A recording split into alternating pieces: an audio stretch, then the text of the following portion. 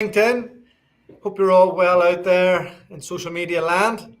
I'm joined here with Justin McGuire from MCG Talent in Dubai, the housewife's favorite. How are you, Justin? I'm very well. How are you, mate? Yeah, I think I was just telling you, I just came out of a private BJJ session, so I feel I feel like I'm in my own movie, where I'm going down to like one of these Wall Street people when in reality it's not like that at It's not, all. But not yeah, that. you grew up for a while down this side of the world, right?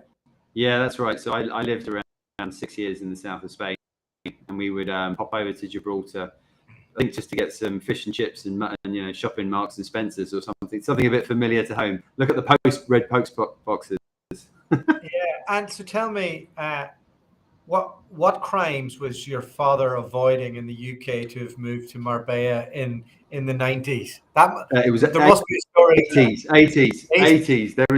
There is a story there, and I'm definitely taking that offline. That's not LinkedIn Live. So what age were you in Marbella? I was there when I was 6 to 11. Did you go back to the UK then? Yeah, I went back to the UK, and then I moved to. So I did UK for a bit, then I moved to Central America for a year, and then moved back to the UK, and then I went. What part of And Central then I came America? to Dubai. I was in Honduras, murder capital of Latin America. Beautiful country, just used to the sight of guns. Mate, I was in Honduras and we went to a place called Rotan. That's right. Yeah. I Rotan's got engaged beautiful. there. Really? Yeah. And but the trip to get out to Rotan, it was like walking around. What is it, Honduras City? Is that the? You would have gone from San Pedro Sula, a place down That's there, right. which Yeah. is really, really dangerous. Yeah. It was super scary, and we got a hostel there, and we got in, and there was bars everywhere. It was pretty scary. So it was like the bed. It was the only one we could get. And the bed felt like it was made of newspapers beneath it. As soon as we got out of there, yeah, that's pretty scary. I had a gun put to my head in Honduras, but again, that's another story that we'll take offline. Right. So you and the family are in Dubai, and we did your legacy story a long time ago on That's right. how you made that move. Maybe just give us the quick snapshot. Quick refresher. Yeah. So I worked in ad agency world for 7 years, then moved into recruitment and set up a division for a firm in London in the sector that I'd worked in. And then when the financial crisis happened in 2008, I was offered a job out in Dubai to front up a recruitment business out here in that space. Came out, and obviously the market crashed like the rest of the world did around about that time. And then decided to, after scrapping around for a bit, decided to set up my own firm out here. So started here, and then we opened up in Hong Kong and then Singapore, where I was when you last spoke to me. And now I'm back in Dubai. So that we're in Dubai, Hong Kong, Singapore. Yeah. So I've never been to Dubai, strangely. I think I was telling you before, my mate runs the world's strongest man competition out there. That's right. Yeah. You get a lot of these sort of random sporting events out here. Yeah. Well, okay, firstly, what is it about Dubai that I have in my mind that's probably wrong, or people's perceptions are wrong? Like, give me an idea of what it's like to live there for you. Yeah, I think lifestyle-wise, it's a very high standard of living out here. Most, if you think about it, most of the apartments, most of the villas, everything's popped up in the past 15, 20 years that you would live in. They're all done to a high spec. You are, if you're in an apartment, it comes with probably a gym, a pool, car parking spaces. The city's pretty easy to get around. You're in most places no more than sort of 15 minutes, maximum half an hour. I think connectivity to the east and the west is really, if you're in business, that's really handy thing to have as well. You can pop back to the UK at weekends. It's built along the coast, so even though it's stinking hot in the summer, but actually side of that, So let's say from October right through to May, most people live outdoors. It's a very outdoorsy, kind of similar to an Australia lifestyle, I would say, where gyms are outdoors, a lot of people surfing, a lot of people, and enjoying outdoor living, playing volleyball, beach, and etc. The brunches are pretty popular. It's there's kind of that Saturday, everyone. Not, I think people who've been here a while don't necessarily go to the brunches, but there's a very sort of social, fun side to the city as well. And it's a very entrepreneurial town. I think a lot of people come here, and the way the whole system structured and set up here, a lot of people come here with an idea and see that there's an opportunity to drive that idea here. And they don't, like a lot of places where you can living, setting up a business as a foreigner can be very difficult and complicated. But out here, they actually make it relatively easy. Yeah, it's like a productized service almost out there, isn't it? To get your business there. Well, it's like where I lived in Singapore before. You've got, Singapore is very much set up with Singaporeans in mind, and the expats come in and they really are to fulfill the jobs that Singaporeans can't fulfill, or to help support Singaporeans in business. Whereas out here, I think probably because the population, you've got a very mostly wealthy selection of UAE nationals in Dubai and Abu Dhabi. And most people that do the work are not from here, so you've got kind of got a layer that sign the checks, let's call it that, and the gang underneath who do, who have small to medium sized businesses, big businesses, and that drive kind of the whole working environment here. So it's set up to be pretty easy to do business here, and I have to say they've done a good job of it. And so for you, for example, you've got a couple of kids. Your wife's entrepreneurial as well. She does something in our sector, isn't that right? Yeah. So I've got 3 kids, and my wife's got an HR tech business. But all her customers for her HR tech business, it's a diversity hiring platform. They're all in America and Europe, and some in Australia, and all her staff live all across the world. You've got people in Ho Chi Minh, Lagos, Amsterdam, Warsaw, New York, etc. So it works well from a time zone perspective for her, because she's kind of in between the Asia and Europe and America gang. And I think that's probably one of the big appeals for international firms here as well. It's the fact that geographically it works really well for people. It's sat right smack bang in the middle. It's 7 hours from Singapore and it's 7 hours from London. How would you describe the recruitment scene? I've had a business here for 12 years, so I've seen it mature massively. It's still, it's still a very transactional, a transactional relationship that you have with people. It's constant. I think the myth is that Dubai is kind of dripped in gold. You arrive and sort of, gold-plated Rolls-Royce picks you up from the airport and takes you to the office. It's just not how it is out here. And actually, having recruited in the UK and in Asia, here's probably the toughest place to negotiate rates, and I'd say getting paid can be quite a challenge out here as well. But there is a great deal of work, but you've got to be constantly out business developing, constantly out chasing the buck, because it's quite small. Even though it's very famous and popular, it's also quite small. If you look at the population of Dubai, for example, it's probably about the same size as Sheffield. And then you look at the other, places that it serves, like Doha, like Riyadh, Kuwait, and Bahrain.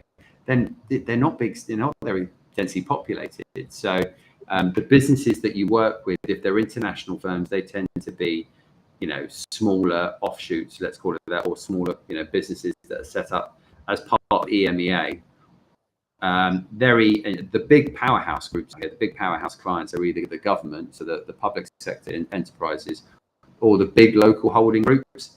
And some of them, they own things you don't even realize they own. They've got, you've got a big holding group out here that owns 100% of the Carrefour brand, the French supermarket brand, and things like that. So they're the ones which we do quite a lot of business with. But I think that's the big difference, say, between working in a UK market and out here. One is the size of it.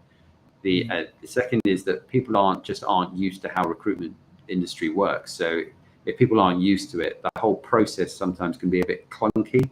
The time gap between a first and second interview the fact that your clients might turn up late rather than your candidates turn up late.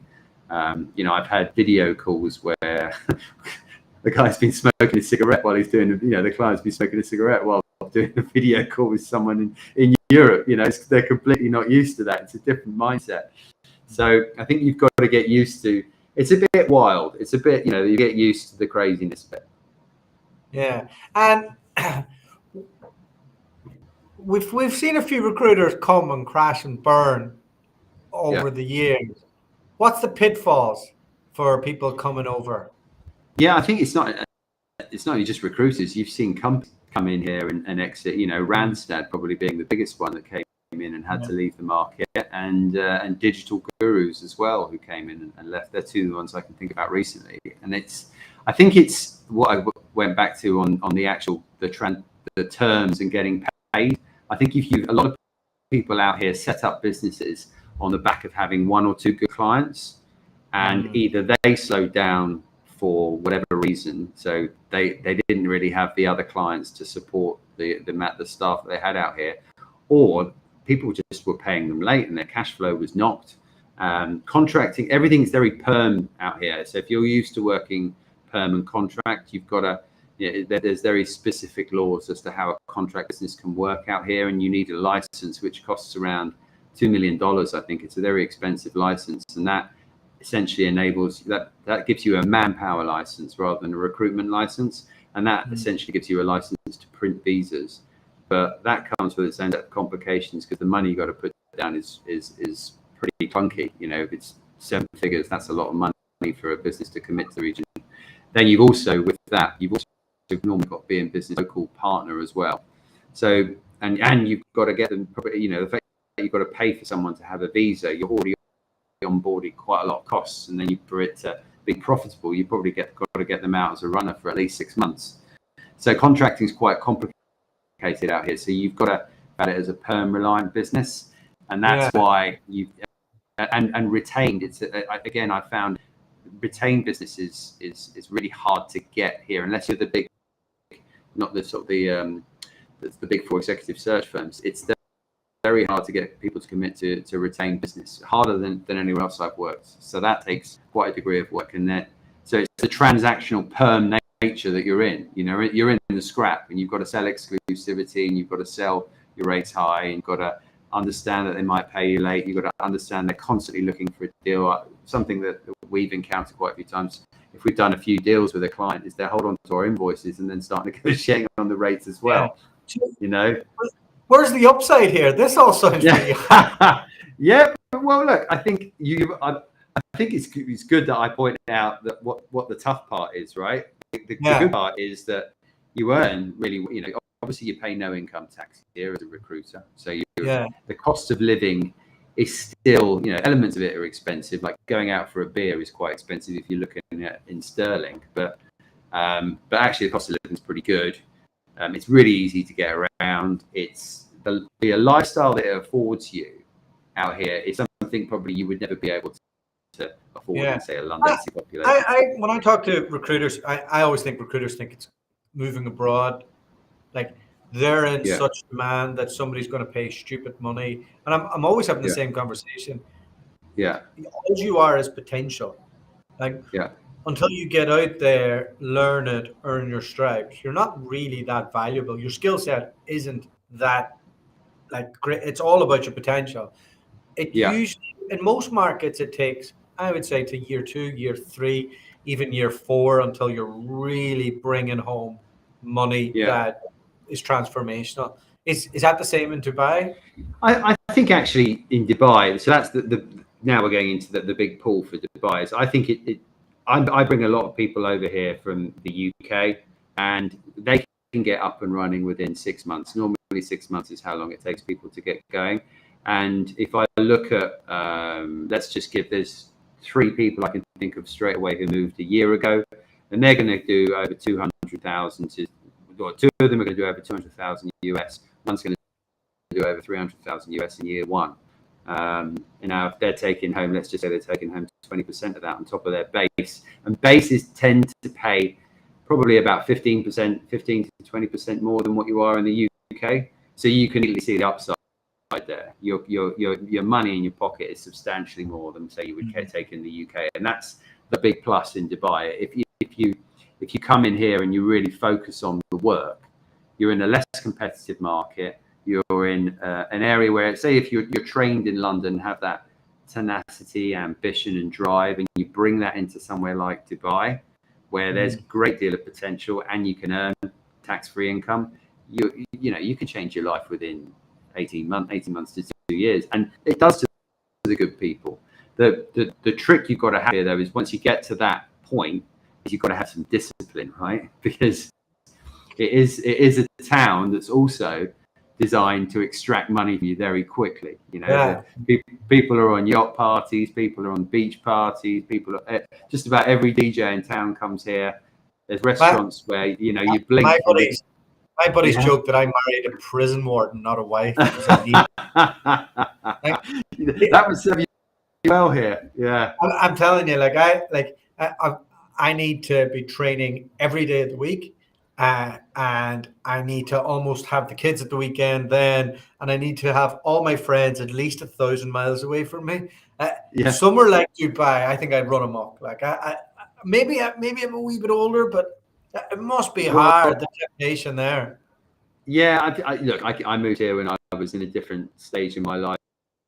Single bloke with no kids, and just came here. It was, my eyes wide open. It was loads of fun, and that's the trick, right? You've got to. A lot of people can get caught in the fact the sun's shining. There's a beach there. There's always great things going. They can get caught in holiday mode for a long time, and they can lose their edge. And that's the thing that you see happen to a lot. Very few people sort of come through the other side after 2-3 years with the same drive and ambition, because they've got more money in their pocket, and they've let their lifestyle slightly get the better of them. So I find that the people that do really well out here, their kind of threshold is that 3-year point.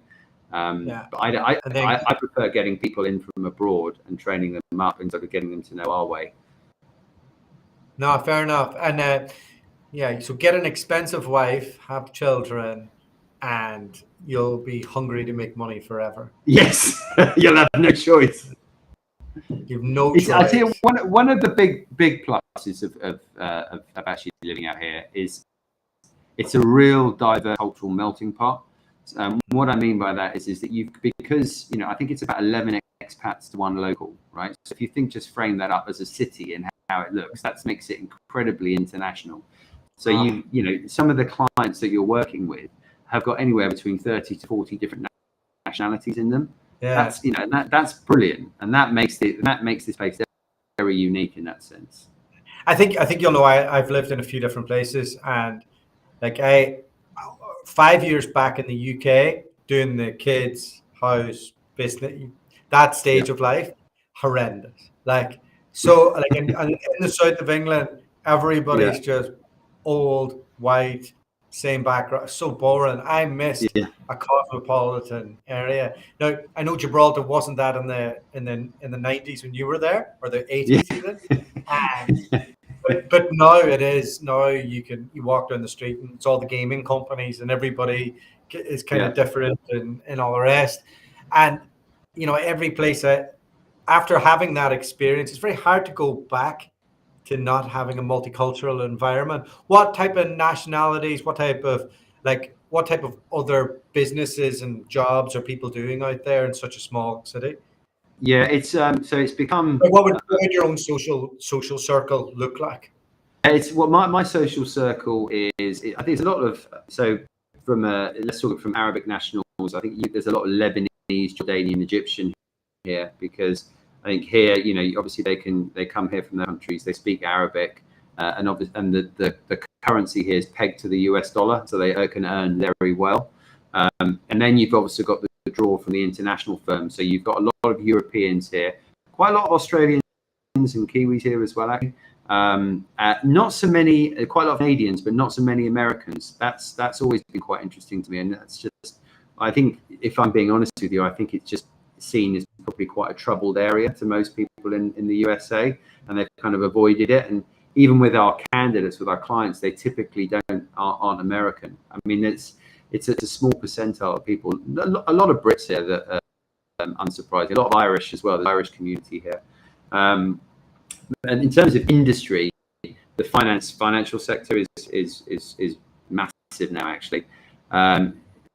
Also, I think the whole sort of diversification from energy, what the government is spending on, is now massively into tech. So you've got a lot of the big crypto firms setting up here. A lot of VC firms are opening up here. It's very tax favorable for them.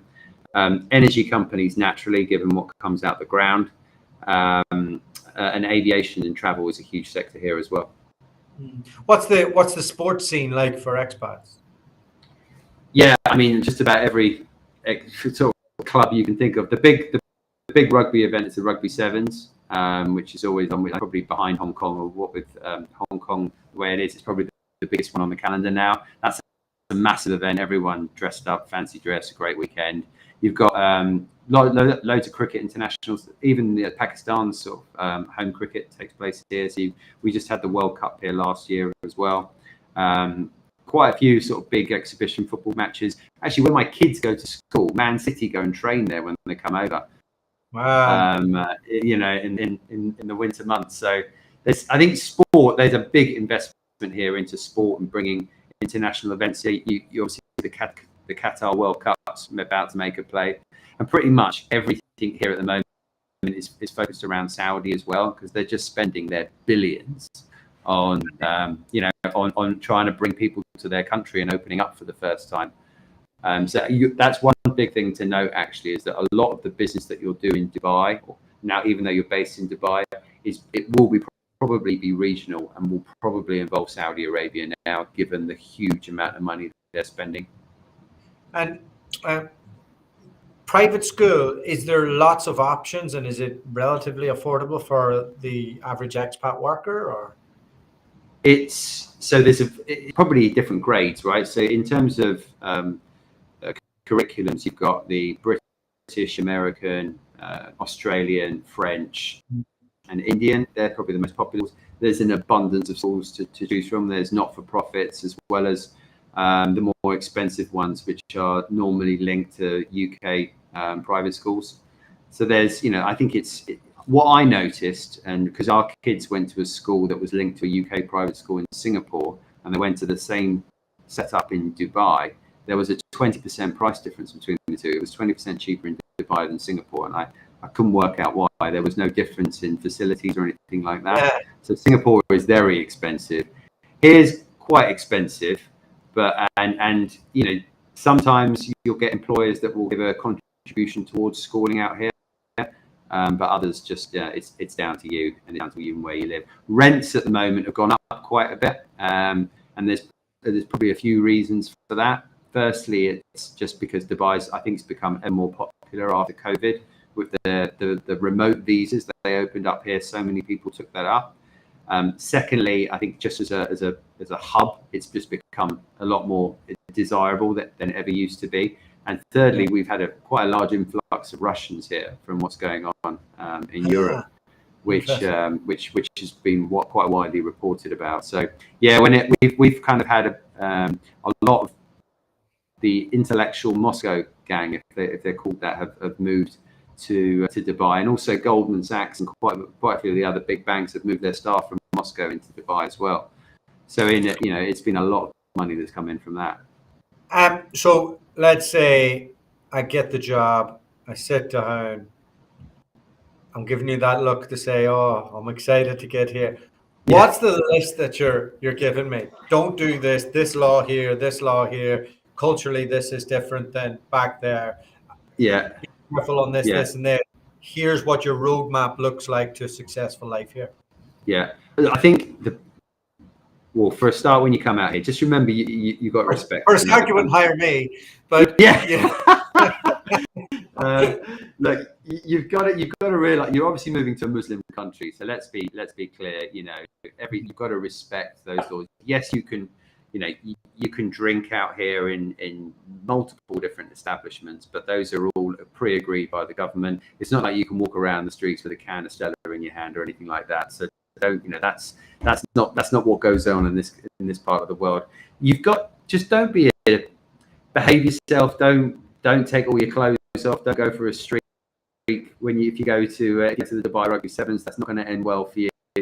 You've got to. It's quite a conservative culture, but it's a conservative sort of party culture as well. I don't know how they've managed to combine both of those things, but yeah. So what happens to the person who has too much to drink at that bar and has to get home? Yeah, I think they turn, unless you don't leave sort of swinging your fists or doing, taking your clothes off. You can normally you'll get home and aside from waking up with a horrible hangover from the sunshine, you'll be all right. You should be okay. They just don't like. They don't like people who behave like idiots. They don't like people who behave, who start singing in the street or disturbing people. If you're going to do a one-way ticket to prison, if you're going to start doing things in front of a local family, because if you upset them, the police will be all over you. But in my time over here, I've barely known anyone that's had any issues with the police. To be honest with you, it's not. I know there's been the odd one or two cases that make the news, but actually it's nothing, really nothing. And I can't really say I've ever really encountered any issues with the police. First thing you'll get is a traffic offence. There's a lot of speed cameras here, so keep an eye on that. And for women, is there any misconceptions on what it's like to be a female in a Muslim country like that? I could ask this a lot. I don't know the answer. Yeah, well, none whatsoever. I mean, it's just like doing business in any international city. Yeah. There's most of the people clients we work with, they're pretty diverse. It's quite. I say there's a few more blokes than there are females here, but that's changing quite rapidly actually, and it depends what industry you're in. But there's no. I mean, it's incredibly safe. There is literally zero crime here. So I think most girls that I know and women that I know who live and work out here really like the fact that they always feel completely safe. Yeah. My wife goes for a walk at night, to get her. She's obsessed with her steps at the moment. And goes for like a 40-minute walk, and you never have to worry about where she's going to go. It's the only thing you probably worry about is getting a bit toasty in the summer months. Is there anything on cohabitation or anything like that they used to be a little bit strict on that? Only married couples could live together, but now that's absolutely fine as long as that's fine now. Yeah, and it's even like used to have to only have a lot. It used to be quite tough to get a booze license if you wanted to go and drink and stuff like that. And the minute you got your Emirates ID, it's very easy to do that. So there's no laws against drinking or anything like that as well. I think the bit that probably difference maybe between the UK and that is there's a zero tolerance towards drink driving, and you've got to be really careful on that. Some people sort of think they can have one pint and go home. I just would never do that. That's a one-way ticket to bad things happening. Yeah. When you're out, you're out. Yeah. So just don't be loud. Don't be obnoxious. Don't be respectful. The Muslim sort of culture is all about being respectful to each other. And I think if you're disrespectful, then you just stand out. And probably your people from your own country will point that out to you quicker than the locals will as well. You've got to, keep in mind when the Ramadan months happen, for example, that whilst eating and drinking in public is allowed, don't do it in the face in front of people that are fasting. There's just basic manners. And let's say things are going well, and I'm making a few points. Is it hard to get into the credit system to be able to buy an apartment and that type of stuff? No, it's so I've got a property here, and actually it's a pretty good place to invest in. It's you need about 25-30% deposit. That's probably a little bit different from home, but banks will support you if you're working for a company out here that's been out here for a few years. You shouldn't have any issues getting credit. As long as can prove your wage. So when you get when you get your visa, you can open up a bank account. It's really, really easy. You will then sort of show them what your salary slip is, and from that you'll be able to probably get access to credit cards and debit cards, etc. I think the access to credit cards many people find is too easy, and that's part of the problem that they can have out here as well.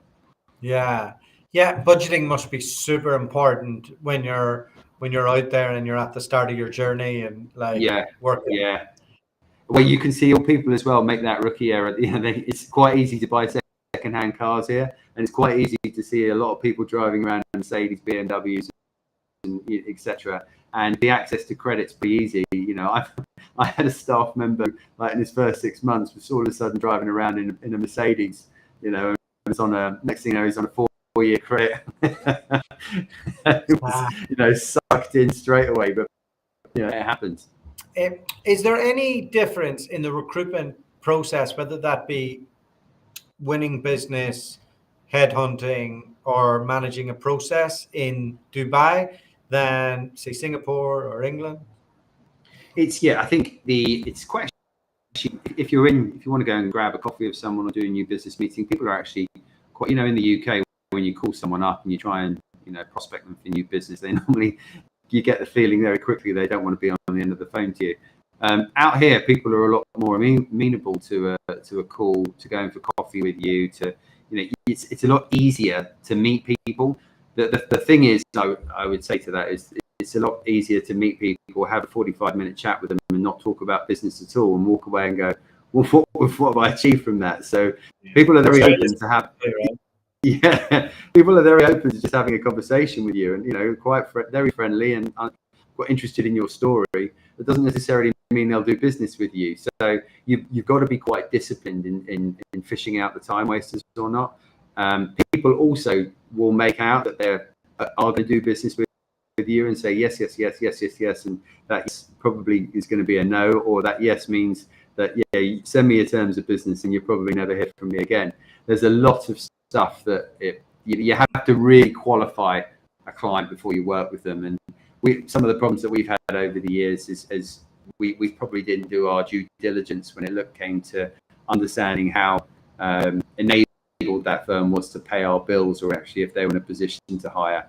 So I think the laws have changed a lot now, and I think to be here, the law does protect you a lot more now when it comes to getting paid. But still, it's probably nothing like back in the UK. If you could start this journey again, your younger self, what things would you do differently, or what would you advise yourself to maybe do sooner, now that you've amassed all this knowledge of being in the region for so long? Yeah, I think that's a really good question. I actually wouldn't change much at all. The only thing I probably would do different is I'd have made more of a play into Saudi sooner than I have, because actually the UAE is, when you actually look at the size of the economy of Saudi Arabia, when you look at the potential that's going to be coming out of that country, it dwarfs anything else that's here. And Dubai and Abu Dhabi are pretty substantial in what they can spend. But when you look, basically Saudi Arabia is 2 cities and a significant amount of desert, and an awful lot of money and a desire to change that and actually build a competitor on steroids to the UAE. You know, they're already changing the laws there. They're already opening up, making it much easier for tourists to go there. So you've just got this hugely, untapped potential there. And I think I'd have just liked to have made a play into that a lot quicker than what I had. What's your biggest goal now? What's my what?